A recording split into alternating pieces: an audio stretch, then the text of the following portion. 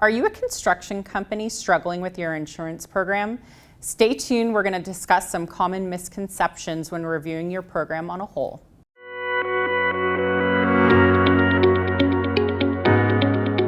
Today we're here talking about some common mistakes that contractors make when looking at their insurance program.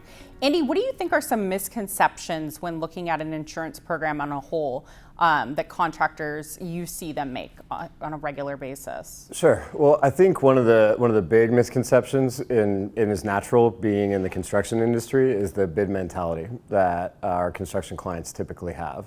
One of the challenges with the construction marketplace is that it is pretty limited, and on the property casualty side of the business, each carrier will only work with one particular agent at a time. So with that being a limited allotment of markets, having multiple brokers in can sometimes muddy the waters and ultimately have a negative effect on the results of the entire program. Absolutely. So when you say bid mentality, you really mean that you want insurance carriers competing against one another, not brokers. Sure. And it's important to have your broker and that relationship handle that bid process internally versus having multiple brokers where you may not have all the pieces of the puzzle to put together the entire program. So if a contractor is reviewing their broker relationship, what are some considerations that they should make during that process? Typically with construction being such a specialized industry, I think it's important that they align themselves with a broker that's familiar with the construction marketplace. There's a lot of agencies that may term themselves as a generalist, which is great, and they may have expertise in certain areas, but to be able to focus uniquely on the challenges that the construction industry brings, whether it be contractually, whether it be with statutory issues within the state of California, or if they're doing business in other states, or if just relationships with the general contractors in the area and what they typically are requiring from their subs out of an insurance program.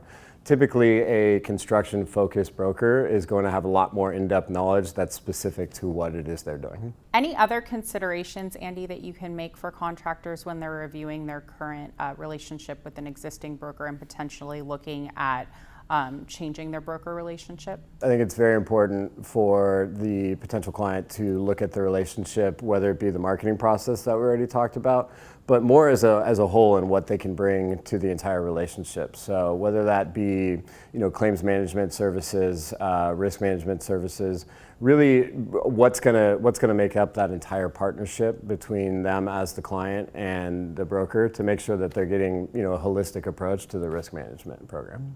Absolutely. Well, thank you so much, Andy. I think what we can take from this as a contractor, you definitely want to get out of that bid mentality and get insurance carriers competing against each other versus brokers.